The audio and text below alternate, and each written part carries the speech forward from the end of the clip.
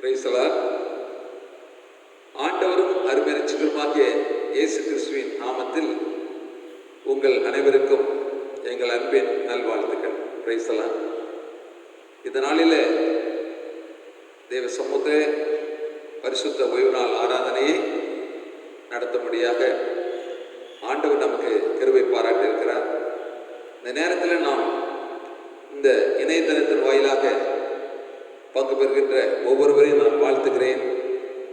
பரிசுத்த ஆவியானவர் தொடர்ந்து இந்த ஆராதனை வேலையை நமக்கு ஆசீர்வாதமாக நடத்தி கொடுக்கும்படியாக நாம் அனைவரும் கண்களை மூடி ஜெபிப்போம்.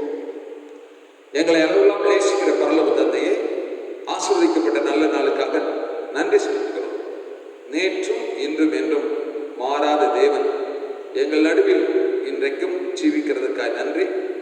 இதோ இந்த நாளிலும் கூட உம்முடைய சமூகத்தில் நாங்கள் கடந்து வந்து உம்மை தொழுது கொள்ளும்படி, ஆராதிக்கும்படி, உம்முடைய வார்த்தையை தியானிக்கும்படி இந்த நாளை எங்களுக்கு நியமித்துக் கொடுத்ததற்காக நன்றி.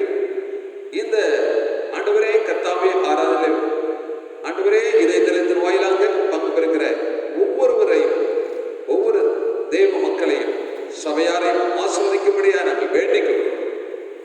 இயேசுவின் நாமத்தில் பாடுகின்ற பாடல்களை தேவ செய்தி எங்களுக்கு ஆசீர்வதித்து கொடுங்க. இசைக்கின்ற பிள்ளைகளை ஆசீர்வதிக்க இயேசுவின் நாமத்தில் பிதாவே, ஆமென், ஆமென். ஹல்லேலூயா. இப்பொழுதும் நாம் ஒரு சில பாடலை பாடி கர்த்தரை மகிமைப்படுத்துவோம். நீரின்றி வாழ்வேது இறைவா என்ற பாடலை பாடி ஆண்டவரை நாம் மகிமைப்படுத்துவோம்.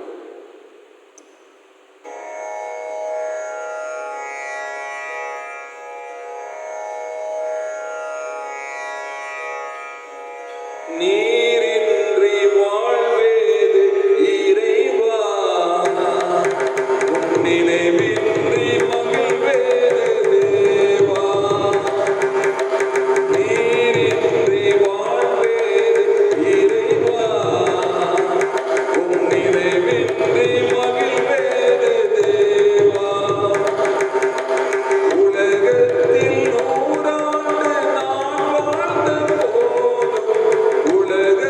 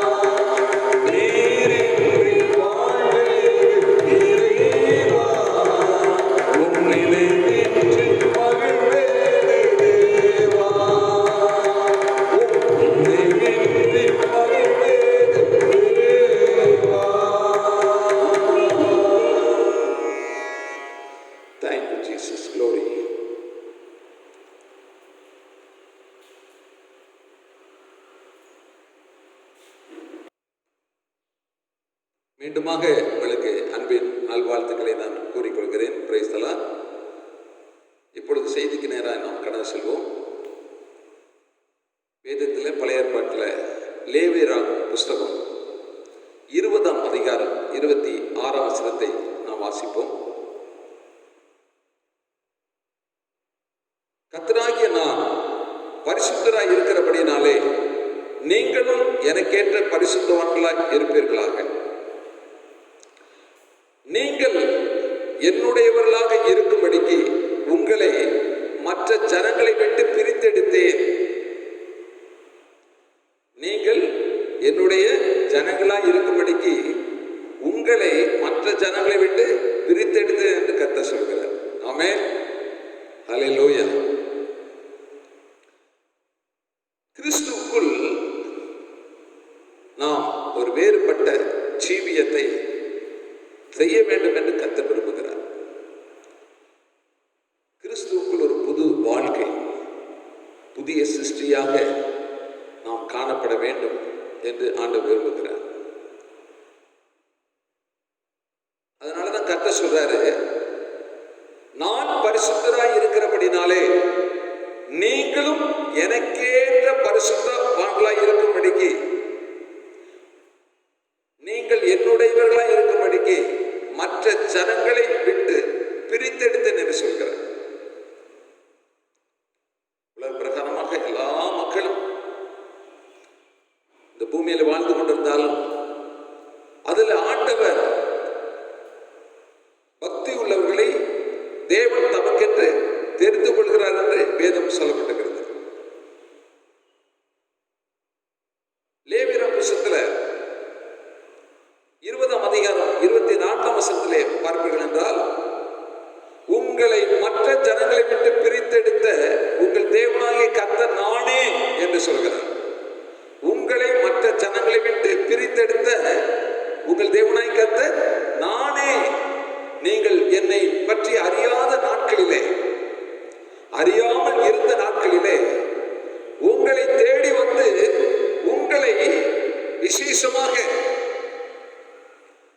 நான் எனக்கென்று பரிசுத்த மக்களாக நீங்கள் வாழ தெரிந்து கொண்டேன் என்று கர்த்தர் சொல்கிறார். இது எவ்வளவு ஒரு பெரிய பாக்கியம் என்று நாம் எண்ணி பார்க்க வேண்டும். லேவியராகமம் புத்தகம் 20ஆம் அதிகாரம் 7ஆம் வசனத்திலே இவ்வாறாக குறிப்பிடப்படுகிறது, நீங்கள் உங்களை பரிசுத்தப்படுத்தி பரிசுத்தராயிருங்கள், நான் உங்கள் தேவனாகிய கர்த்தர்.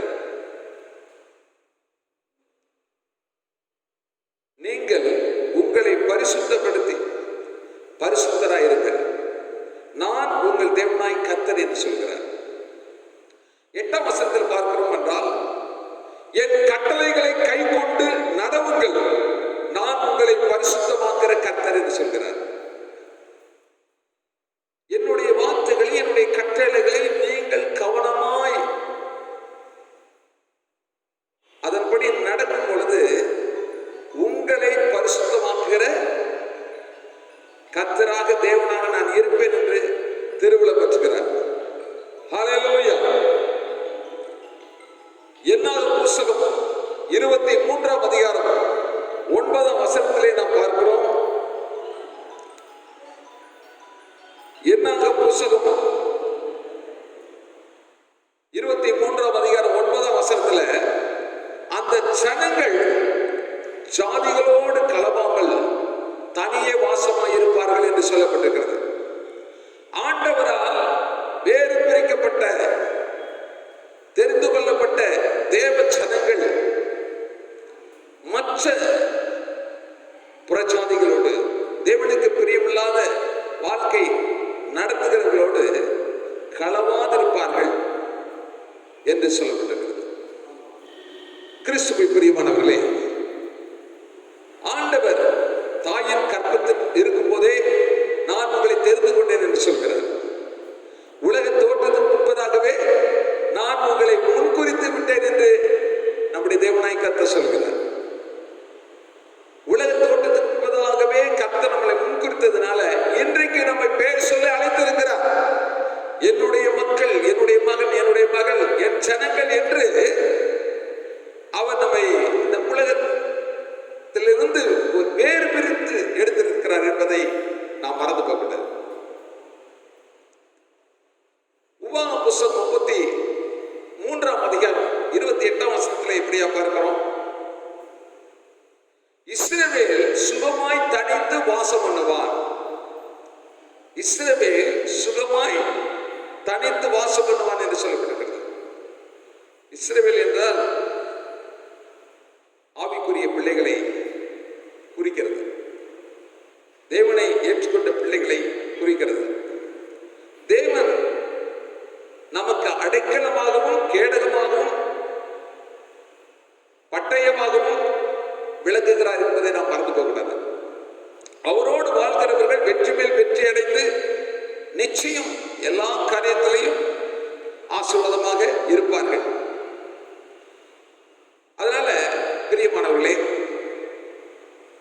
அப்போஸ்தலர் நடவடிக்கைகள் புத்தகத்தில் 2ஆம் அதிகாரம் 40ஆம் வசனத்தை பார்ப்பீர்கள் என்றால், அப்போஸ்தலனாகிய பேதுரு சொல்லும்போது சொல்றாரு, மாறுபாடுள்ள இந்த சந்ததியை விட்டு விலகி உங்களை ரட்சித்துக் கொள்ளுங்கள் என்று புத்தி சொல்கிறார். மாறுபாடுள்ள இந்த சந்ததியை விட்டு விலகி உங்களை ரட்சித்துக் கொள்ளுங்கள் என்று சொல்கிறார். காரணம், இன்றைக்கு உலகத்துல அநேக மக்கள் இருந்தாலும் உண்மையான பக்தி உள்ள மக்கள், உண்மையாக தேவனுடைய வார்த்தைப்படி நடக்கிற மக்களை என்பது இன்றைக்கு காண்பது அரிதாக இருக்கிறது. பக்தியின் வேஷத்தை மாத்திரம்தான் காட்டுகிறார்களே தவிர உண்மையாய் ஆண்டவர் சொல்கிற வார்த்தைப்படி நடக்கிறார்கள் என்றால் அதை நாம் பார்க்க முடியல. அதனால பிரியமானவர்களே, ஆண்டவருடைய வசனம் சொல்கிறது, பிலிப்பியர் புத்தகம் 2ஆம் அதிகாரம் 14 முதல் 16ஆம் வசனப்படிய அப்போஸ்தலனாகிய பவுல் கூறுகிறார், நான் வீணாக ஓடினதும் வீணாக பிரயாசப்பட்டதும் இல்லை என்ற மகிழ்ச்சி கிறிஸ்துவின் நாளில் எனக்கு உண்டாயிருப்பதற்கு ஜீவ வசனத்தை பிடித்துக் கொண்டு உலகத்திலே சுடர்களை போல பிரகாசிக்கிற நீங்கள், ஜீவ வசனத்தை பிடித்துக் கொண்டு உலகத்திலே சுடர்களை போல பிரகாசிக்கிற நீங்கள், 15ஆம் வசனத்தில் பாருங்க, கோணலும் மாறுபாடுமான சந்ததியின் நடுவிலே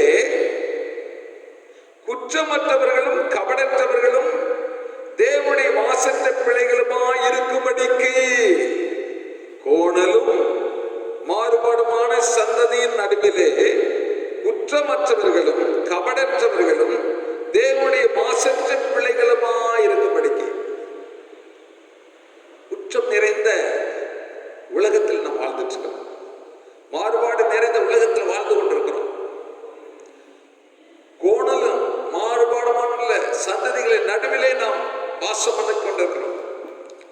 இப்படிப்பட்ட நடுவிலே நாம் இருந்தாலும் நாம் குற்றமற்றவர்களாக, தேவனுடைய ஜனங்களாய், தேவனுடைய பிள்ளைகளாய் இருக்கிற நாம் அவருடைய பார்வையிலே குற்றமற்றவர்களாய் வாழ வேண்டும் என்று கர்த்தர் எதிர்பார்க்கிறார். கபடற்றவர்களாய் காணப்பட வேண்டும் என்று கர்த்தர் எதிர்பார்க்கிறார். தேவனுடைய மாசற்ற பிள்ளைகளாய் இருக்கும்படிக்கு அவர் விரும்புகிறார். அல்லேலூயா, கர்த்தருடைய பரிசுத்த நாமத்துக்கு ஸ்தோத்திரம் உண்டாவதாக. 16ஆம் வசனத்தை பார்ப்பீர்கள் என்றால், எல்லாவற்றையும் முறுமுறுப்பில்லாமலும் தர்க்கிப்பில்லாமலும் செய்யுங்கள். எந்த காரியத்தை செய்தாலும் நீங்க முறுமுறுத்து கொண்டு தர்க்கம் பண்ணி கொண்டு செய்யாம சாந்தத்தோடு பொறுமையோடு அமைதியோடும் என்னுடைய வார்த்தையின்படி நடக்க கவனமாயிருங்கள். மாறுபாடான சந்ததியை விட்டு விலகி உங்களை ரட்சித்துக் கொள்ளுங்கள் என்று கர்த்தர் சொல்கிறார். அல்லேலூயா. கிறிஸ்துவின் பிரியமானவர்களே, ஜீவ வசனத்தை பிடித்துக் கொண்டு என்று பவுல் சொல்றார். ஒரு மனிதனுடைய வாழ்க்கையில ஆசீர்வாதத்தை காண வேண்டுமானால், ஒரு மனிதனுடைய வாழ்க்கையில பல பிரச்சனைகள், போராட்டங்கள், தடைகள் வரும் பொழுது அதை ஜெயிக்க வேண்டுமானால் நாம் என்ன செய்ய வேண்டும்? ஜீவ வசனத்தை பிடித்துக் கொண்டிரு நாம் சுடர்களை போல பிரகாசிக்கக்கூடியவர்களாக இருக்க வேண்டும். நாம் அப்படிப்பட்டவர்களாக இருக்கிறோமா என்று சற்று சிந்தித்து பார்ப்போம். ஜீவவசனத்தை பிடித்துக் கொண்டிருக்கிறேனா? உலகத்தில் சுடர்களை போன்ற பிரகாசிக்கிறேனா என்பதை சற்று நாம் சிந்தித்து பார்க்க வேண்டும். தேவனுடைய மாசற்ற பிள்ளையாக நான் வாழ்கிறேனா அல்லது உலகத்தோடு ஒத்த வேஷம் தரித்து கொண்டு போகிறேனா என்பதை நாம் மனதில் கொள்ள வேண்டும். தேவனுடைய வார்த்தையின்படி மாசற்ற பிள்ளைகளா, குற்றமற்ற பிள்ளைகளா, நீதிமான்களா, பரிசுத்தவான்களா அவருடைய ஜனங்கள் இந்த உலகத்தில் வாழ வேண்டும் என்று கர்த்தர் விரும்புகிறார். உங்களில் அப்படி வாழ வேண்டும் என்று எத்தனை பேர் தீர்மானம் எடுக்கிறீர்கள்? நீங்க அப்படி தீர்மானம் மாசற்ற பிள்ளைகளா, குற்றமற்ற பிள்ளைகளா இந்த உலகத்தில் சமுதாயத்தில் வாழன்னு சொல்லி ஆண்டவர்கிட்ட ஜெபம் பண்ணுங்க. நிச்சயமா நீங்க கைது செய்கிற வேலைகள்ல மாசற்ற பிள்ளைகளா, குற்றமற்ற பிள்ளைகளா, அதிகாரிகளுக்கு மத்தியில நீதிமன்றங்களை காணப்பட கர்த்தர் உங்களை ஆசீர்வதிப்பார், உயர்த்துவார். அதே போல ஒரு தொழில் செய்யும் போது, வியாபாரம் செய்யும் பொழுது அல்லது மற்ற காரியமாக நீங்கள் செல்லும் போது, எந்த இடத்துல இருந்தாலும், எந்த ஆபீஸ்ல இருந்தாலும், எந்த நீங்க காரியத்தில் ஈடுபட்டிருந்தாலும் அங்கே ஆண்டவருக்கு மகிமையாக, சாட்சியாக நாம் காணப்பட வேண்டும் என்று கர்த்தர் விரும்புகிறார். பிரியமானவர்களே, இன்னைக்கு கிறிஸ்தவ வாழ்க்கை என்பது ஆண்டவருக்கு என்று சாட்சியா வாழ்கிற ஒரு வாழ்க்கை. அது வெற்றியின் வாழ்க்கை, ஜெயமுள்ள வாழ்க்கை, பரிசுத்த வாழ்க்கை, நீதியின் வாழ்க்கை, உண்மையின் வாழ்க்கை, உத்தமத்தின் வாழ்க்கை. அந்த வாழ்க்கை வாழ நம்மை ஒவ்வொருவரும் தாழ்த்தி அர்ப்பணிக்க வேண்டும். வேதத்தில் பார்க்கிறோம், அப்போஸ்தலன் பவுல் ரோமருக்கு எழுதின நிருபத்தில் 12ஆம் அதிகாரம் 1-2 வசனத்தில் அவர் குறிப்பிடுகிறார். அப்படி இருக்க சகோதரரே, நீங்கள் உங்கள் சரீரங்களை பரிசுத்தமும் தேவனுக்கு பிரியமான ஜீவ பலியாக ஒப்பு கொடுக்க வேண்டும் என்று தேவனுடைய இரக்கங்களை முன்னிட்டு வேண்டிக் கொள்கிறேன். இதுவே நீங்கள் செய்யத்தக்க புத்தியுள்ள ஆராதனை என்று சொல்கிறார். நீங்கள் இப்பிரபஞ்சத்திற்கு ஒத்த வேஷம் தெரியாமல், ஏன்னா இன்னைக்கு அநேக ஜனங்கள் இப்பிரபஞ்சத்துக்கு ஒத்த வேஷத்தை தரித்து கொண்டிருக்கிறார், பக்தியின் வேஷத்தை தரித்து கொண்டிருக்கிறார். உண்மையான பக்தி, உண்மையா தேவன் எதிர்பார்க்கிற பக்தி என்ன என்பதை அறியாதவர்களா இருக்கிறார்.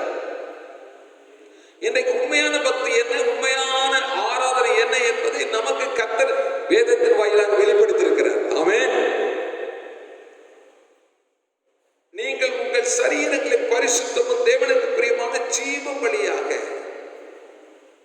நம்முடைய ஆவி ஆத்மா சரீரத்தை ஜீவ பலியாக கர்த்தருடைய கரத்திலே ஒப்பு கொடுக்க வேண்டும் என்று கர்த்தர் விரும்புகிறார். இன்னைக்கு பக்தியா இருந்து கொண்டு பாவத்தை செய்து கொண்டிருப்பானால், அந்த நேரத்தில் தேவனுக்கு பிரியமில்லாத பாவத்தை செய்து கொண்டிருப்போமானால், நாம் உண்மையான பக்தி உள்ளவர்களாக ஆண்டவர் நம்மை ஏற்றுக்கொள்ள மாட்டார். தேவனுக்கு பிரியமில்லாத வழியை விட்டு மனம் திரும்பும் போது, தேவனுக்கு பிரியமில்லாத பாதை விட்டு மனம் திரும்பும் பொழுது, உண்மையாக உள்ளத்தில் அடியாளத்திலிருந்து கர்த்தரை நாம் துதிக்கும் போது, முழு இருதயத்தோடு அவரை தேடும் பொழுது, நேசிக்கும் பொழுது, அவருடைய வார்த்தையை தியானிக்கும் பொழுது, ஜெபிக்கும் போது, அல்லது ஒரு ஆத்மாக்களுக்கு ஜெபிக்கும் போது தேவன் நம்மை பார்ப்பார். பிரியமானவர்களே, அதனால ஜீவ பலியாக ஆண்டவராய் இயேசு கிறிஸ்து நமக்காக 2000 வருஷத்துக்கு முன்பதாக இந்த உலகத்தில் வந்து குற்றமற்றவராக, நீதிமானாக, பரிசுத்தவனாக வாழ்ந்து தன்னையே ஜீவ பலியாக கல்வாரி சிலுவையில் ஒப்பு கொடுத்தார். அவர் நமக்காக சிலுவையை ஏற்றுக்கொள்ளாவிட்டால் இன்றைக்கு நீங்களும் நானும் பாவ மன்னிப்பினுடைய நிச்சயத்தை பெற்றிருக்க முடியாது. நாம் உண்மையாக ஆண்டவரை நாம் நேசித்ததுனால, நம்முடைய பாவங்களை, நம்முடைய சாபங்களை, நம்முடைய நோய்களை அவர் கல்வாரி சிலுவையில் சுமந்து தீர்த்ததுனால, அவருடைய இரத்தம், சிலுவையிலிருந்து வடிந்த இரத்தம் நம்முடைய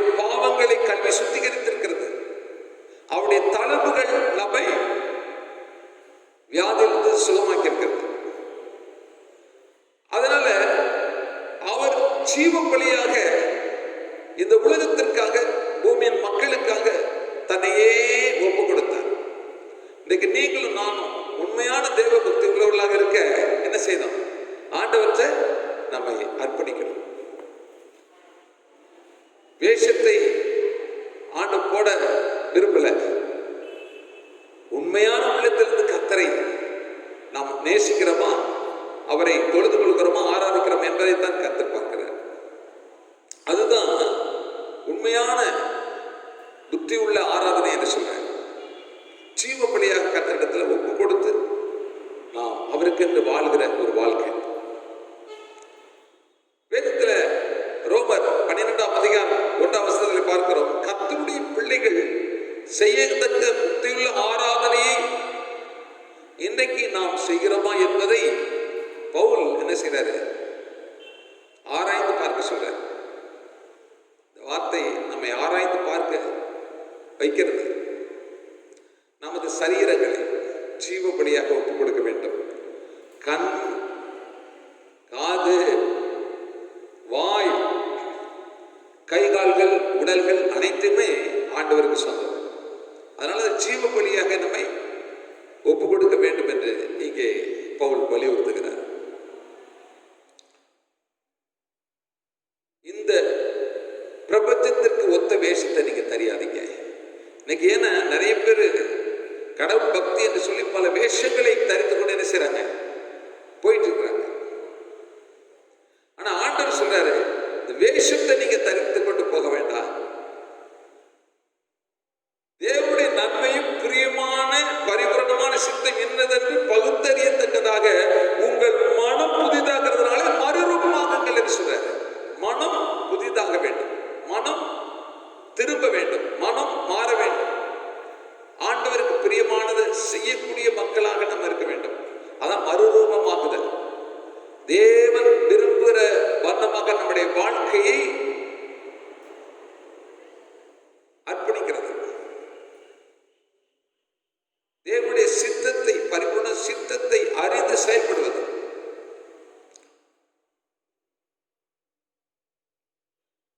இவ்வுலகத்தினுடைய வேஷத்தை தரித்து கொண்டு நாம் மாய்மாலமான ஒரு பக்தி உள்ள வாழ்க்கை வாழ்வதை தேவன் விரும்பவில்லை. உள்ளத்தின் அடியாழத்திலிருந்து தேவனை நாம் உண்மையா ஆராதிக்கிறோமா, தொழுது கொள்கிறோமா, நேசிக்கிறோமா, பரிசுத்தமா இருக்கிறோமா, அதைத்தான் கர்த்தர் விரும்புகிறார். அதுதான் பக்தி உள்ள ஆராதனை என்று குறிப்பிடுகிறார்.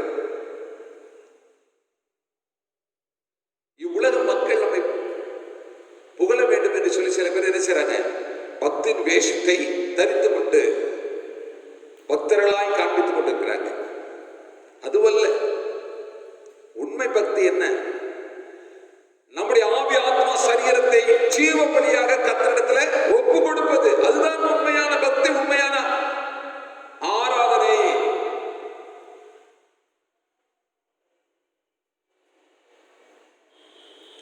கர்த்தர் நம்மை குறித்து என்ன சித்தம் வைத்திருக்கிறார், என்ன நினைத்துக் கொண்டிருக்கிறார் என்பதை நாம் பார்த்து அவருக்கு பிரியமான ஒரு வாழ்க்கை வாழ்கிற காரியம். கடைசியாக ஒரு வார்த்தையை நாம் தியானிப்போம். 2 கொரிந்தியர் புஸ்தகம் 6ஆம் அதிகாரம் 14 முதல் 18 முடிய. அவிசுவாசியுடனே விசுவாசிக்கு பங்கேது, ஒளிக்கும் இருளுக்கும் ஐக்கியம் ஏது, தேவனுடைய ஆலயத்திற்கும் விக்கிரகங்களுக்கும் சம்பந்தம் ஏது? அல்லேலூயா. நீங்கள் அவர்கள் நடுவிலிருந்து புறப்பட்டு போய் அசுத்தமானதை தொடாதிருங்கள் என்று கர்த்தர் சொல்கிறார். அப்பொழுது நான் உங்களை ஏற்றுக்கொண்டு உங்களுக்கு பிதாவாய் இருப்பேன், நீங்கள் எனக்கு குமாரரும் குமாரத்தியுமாய் இருப்பார்கள். அல்லேலூயா. பாருங்க, நீங்க அசுத்தமானதை தொடாம மாறுபாடான சந்ததியை விட்டு விலகி நாம் ஆண்டவரை நேசித்து அவரை தொழுது கொள்ளும் போது, அவருக்கு ஆராதனை செலுத்தும் பொழுது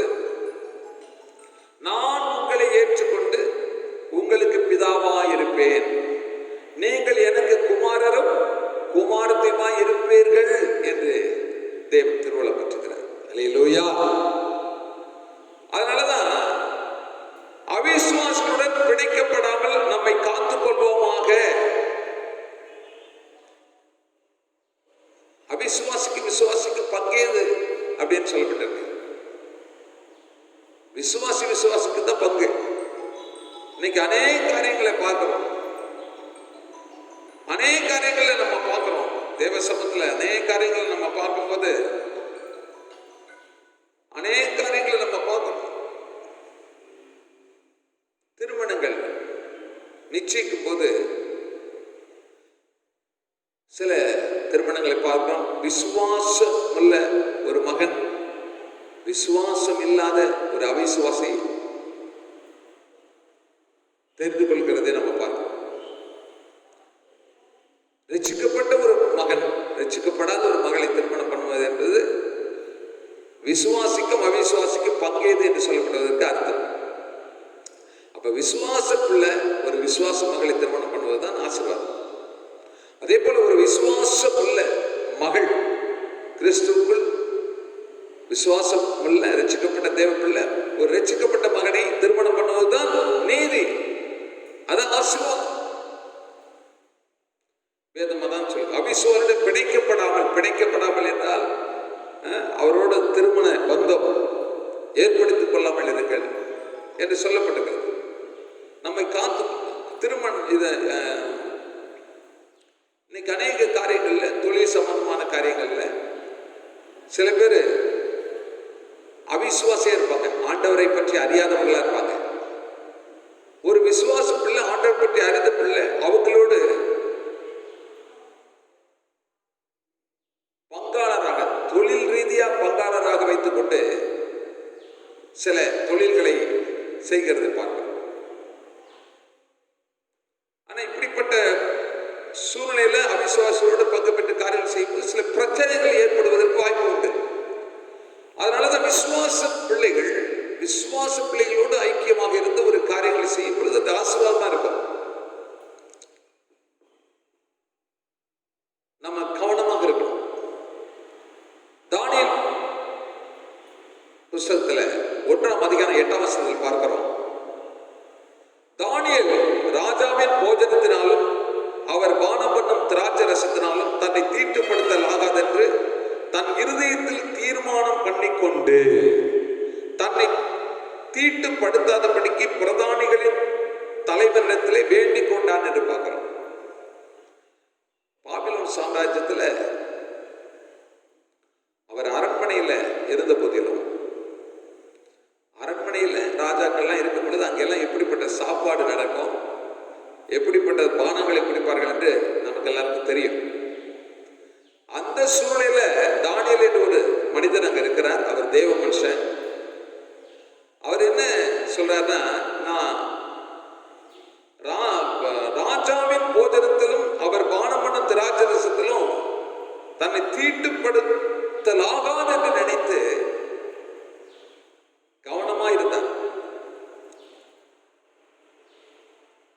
அரசரின் கட்டளைக்கு எதிராக அவர் இருந்த போதிலும் கர்த்தருக்கு பரிசுத்தமாய் இருப்பதே சிறந்தது என மிகவும் சுவையான சிறந்ததான ஆகாரத்தை வெறுத்து ஒதுக்கிய தானியேலின் பண்பை சற்று எண்ணி பாருங்கள். இன்னைக்கு ஃப்ரெண்ட்ஷிப் நமக்கு இருக்கிறது. சில நேரத்தில் நல்ல ஃப்ரெண்ட்ஷிப் இருப்பாங்க, நல்ல பானங்களை குடிப்பாங்க. சில நேரத்தில் ஃப்ரெண்ட்ஷிப் இருப்பாங்க, அவங்க அழைச்சிட்டு போயிட்டு சில நேரத்தில் கெட்ட பானங்களை குடிக்கக்கூடியவர்களாக இருப்பாங்க. பக்தி உள்ளவர்கள், தேவனுக்கு பிரியமுள்ள பிள்ளைகளாக இருந்தால் கூட அவர்களையும் அப்படிப்பட்ட பானங்களை அருந்துபடியை கட்டாயப்படுத்துகிறதை நம்ம பார்க்கிறோம். இதுல எல்லாம் தேவனுடைய பிள்ளைகள் கவனமா இருக்கணும், எச்சரிக்கையா இருக்கணும், விழிப்பா இருக்கணும், ஜாக்கிரதையா இருக்கணும். அவர்களோடு போஜனம் பானம் பண்ண போகுது அல்லது பானம் பண்ண போவதில் கவனமா இருக்கணும்.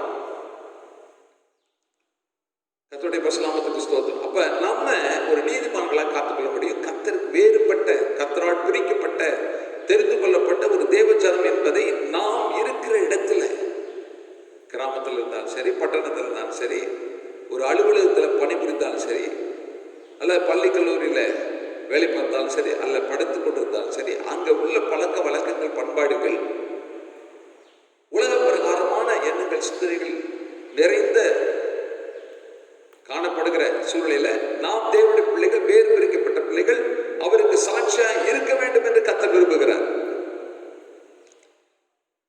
நமது பரிசுத்தத்தை காத்துக் கொள்வதற்கு தானியேலுடைய அடிச்சுவடுகள் நமக்கு மிகவும் பயனுள்ளதாக இருக்கிறது. ஏன்னா அந்த அரச உணவை அவர் புசிக்கல, அங்க கொடுக்கப்பட்ட பானத்தை அவர் குடிக்கலன்னா, ஒருவேளை அது படைக்கப்பட்டதா இருந்தால், தேவனுக்கு பிரியமில்லாத உணவாக இருந்தால், பானமாக இருந்தால், அதுல நாம் பங்கு பெறக்கூடாது என்ற ஒரு உறுதி உள்ளத்துல எடுத்த ஒரு தீர்மானத்துல அவர் உண்மையா இருந்தார். அதனாலதான் அவர் ஆசீர்வதிக்கப்பட்டார் என்று சொல்லி பார்க்கிறோம். பிரியமானவர்களே, நாமும் இந்த தானியேலை போல தேவனுக்கு பிரியமில்லாத தீட்டுப்படுத்தக்கூடிய காரியம் எதுவா இருந்தாலும் சரி, நாம் கவனமாக இருக்க வேண்டும். அது சாப்பாடா இருந்தாலும் சரி, அல்லது பானம் குடிக்கிற காரியமா இருந்தாலும் சரி, அதுல நாம் விழிப்பா இருக்க வேண்டும் என்று கர்த்தர் விரும்புகிறார். கர்த்தருடைய பரிசுத்த நாமத்திற்கு மகிமை உண்டாவதாக.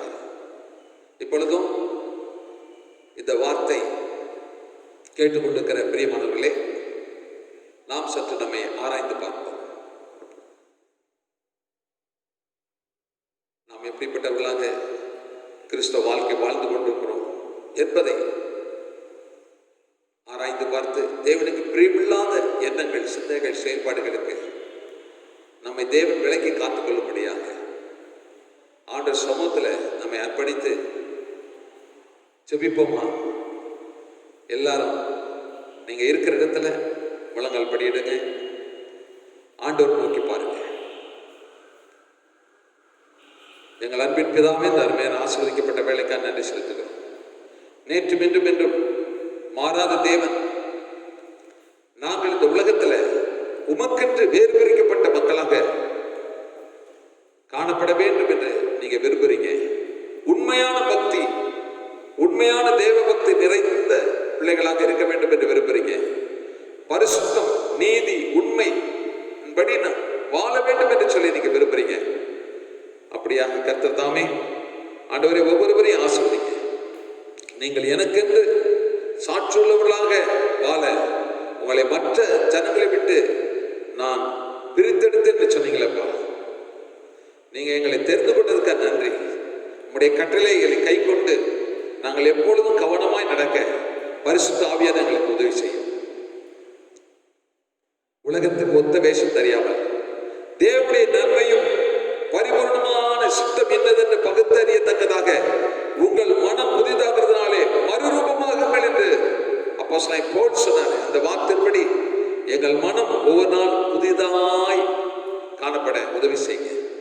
தேவனுக்கு பிரியமில்லாத எண்ணங்களுக்கு, சிந்தனைகளுக்கு, செயல்களுக்கு இடம் கொடுக்காதபடிக்கு எங்கள் இருதயத்தை எல்லா காவலோடும் காத்துக்கொள்ள பரிசுத்த ஆவியானவர் உதவி செய்கிறார். இந்த இணையதளத்தின் வாயிலாக இந்த செய்தியை கேட்டுக்கொண்டிருக்கிற ஒவ்வொரு வரையும் என் தேவனாய் கர்த்தர் ஆசீர்வதிங்க. சிறியோர் முதல் பெரியோர் வரைக்கும் ஒவ்வொருவரையும் ஆசீர்வதிங்க. எங்கள் சபை மக்களையும் ஆசீர்வதிங்க. சீக்கிரமா இந்த தேசத்துல கொரோனா வைரஸுடைய தாக்குகள் குறைந்து நார்மலான ஒரு சகஜ நிலை ஏற்பட நாங்கள் வேண்டிக் கொள்கிறோம். தேசத்தின் தலைவர்களுக்காகவும், ராஜாக்களுக்காகவும், மற்றும் மந்திரிகளுக்காகவும், மற்றும் அதிகாரிகளுக்காகவும், காவல்துறையினருக்காகவும், சுகாதாரத்துறையினருக்காகவும், மற்றும் ஆண்டவரே அனைத்து மக்களுக்காக நாங்கள் வேண்டிக் கொள்கிறோம். அனைவரையும் ஆசீர்வதிங்க. திருச்சபை ஊழியக்காரர்கள், பரிசுத்தவான்கள் எல்லாருக்காக நாங்கள் வேண்டிக் கொள்கிறோம். திருச்சபை மக்களுக்காக வேண்டிக் கொள்கிறோம். அனைவரையும் ஆசீர்வதிங்க. இயேசு கிறிஸ்துவின் விலையேற பெற்ற திரு நாமத்தில் வேண்டிக் கொள்கிறோம் நல்ல பிதாவே, ஆமென், ஆமென். என் ஆத்துமாவே கர்த்தரை ஸ்தோத்திரி, என் முழு உள்ளமே அவருடைய பரிசுத்தமுள்ள நாமத்தை ஸ்தோத்திரி. என் ஆத்துமாவே கர்த்தரை ஸ்தோத்திரி, கர்த்தர் செய்த சகல உபகாரங்களையும் மறவாதையும். ஆமென், ஆமென். நம்முடைய கர்த்தராகிய இயேசு கிறிஸ்துவின் கிருபையும், பிதாவாகிய தேவனுடைய அன்பும், பரிசுத்த ஆவியாருடைய ஐக்கியம் சிநேகமும் நம் அனைவரோடும் உலகத்தில் ஆண்டவராக இயேசு கிறிஸ்துவினுடைய வருகை மட்டும் கூட துணையா இருப்பதாக.